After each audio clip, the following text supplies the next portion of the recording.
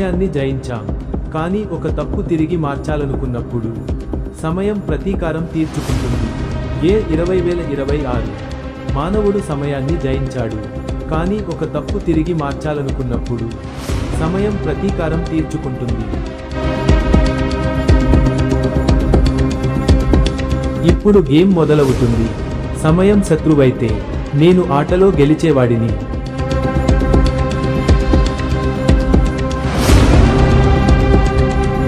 నేను ఒక్కడినే, కానీ నా యుద్ధం ఒక్కటి కాదు, ఇది ఒక కుటుంబ యుద్ధం.